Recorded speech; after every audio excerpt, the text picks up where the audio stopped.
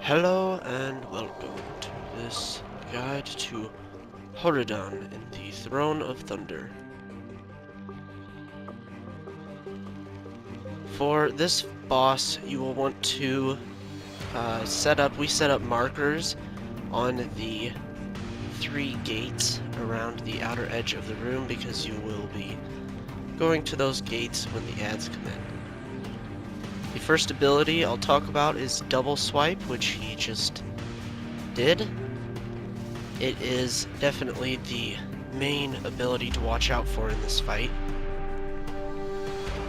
When he does Double Swipe, he will swing his head and tail around in a cone in the front and behind him, and this will do 300,000 damage twice if you get hit by both of them. So the trick to this is never stand in front or behind him.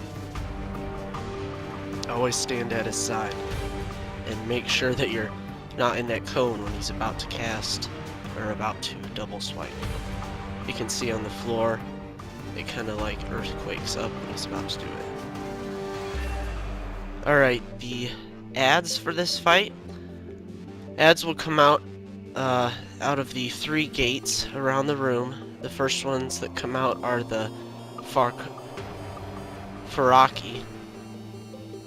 And the Faraki, the main thing you want to watch out for are the sandstorms on the floor. Those never go away throughout the whole fight, and you basically just don't want to stand in them. Also, every set of ads, an ad called a Dinomancer will appear. Once this Dinomancer appears, you want to immediately switch to him and kill him first. He has a couple of abilities you want to watch out for. He has a Dino Mending, which he will heal the boss 1% every second. You want to interrupt that immediately. And once he gets down to 50% health, he will transform into a dinosaur, increasing his damage by 50%, but he can't cast Dino Mending. Also, when he reaches 50%, he will drop an Orb of Control. When he drops this Orb of Control, you want to immediately click it. It'll just be on the ground by him. You want to click that, and when you click that, the boss, Horridon, will charge at the wall and be stunned and get a debuff called Cracked Shell, which increases damage taken by 50%, and it stacks.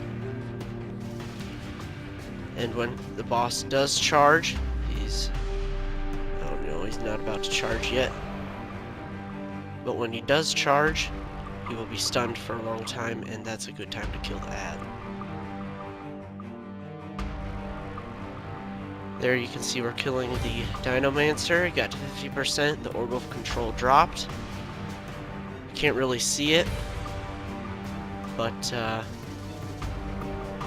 somebody clicked it. The boss ran into that gate, and when he does run into that gate, he destroys it. No more ads can spawn, and he is stunned.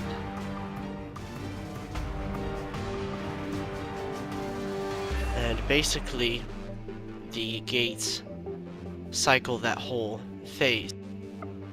Each time there is a gate, the ads have different abilities. They always have kind of like a pooled thing on the ground you want to watch out for.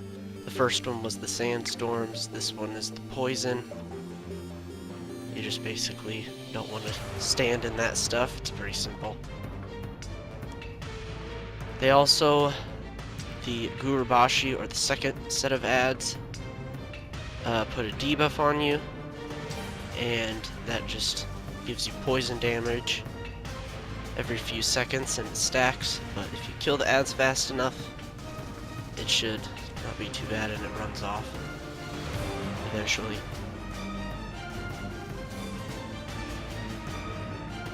Another ability boss has is triple puncture, and this is one for the tanks to watch for. He will put or attack the tanks with triple puncture, dealing 400,000 damage. But every time he does that, he puts a debuff on the tank that increases the next triple puncture by 10% for a minute and a half. Because this happens, you will want to switch tanks if you feel that the triple puncture stacks don't fall off or the tank's taking too much damage. Our tanks did very well with this. I didn't even really notice the debuff was there until I read about it. And it didn't seem like, especially with the warrior tank, that they took really a ton more damage even with the stacks. But I think they switched every like 3 stacks with triple puncture. Maybe even more than that. It's just whatever your tanks feel comfortable with. Another ability the boss does is a charge. The boss will charge a random player in the raid, so he'll target someone, charge them, and then once he charges to them, he will perform a double swipe. When this happens, you want to make sure the whole raid moves, because the boss will not be where he normally is. So when he charges, that double swipe might be in the entire raid. Yeah, he's charging me right now, actually. What I did is I ran away, and luckily the side was to the entire raid.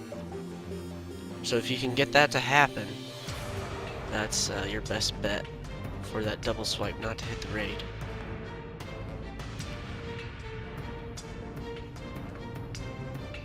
And you basically kill the next set of ads, just like all the others. Remember, when the Dinomancer comes out, attack him first.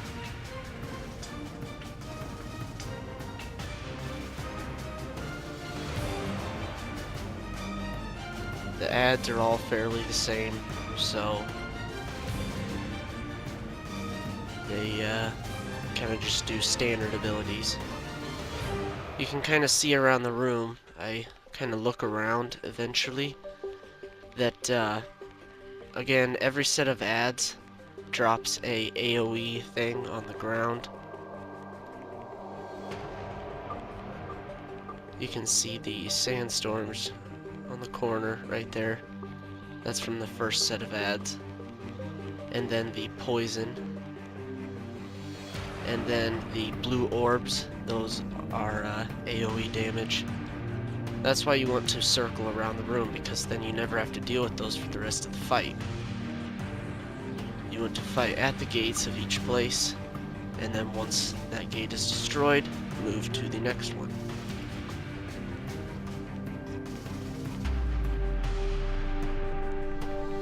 Once you kill all the ads, there will be a final Zandalari ad that will come out called the War God Jalak. And he just got summoned right now.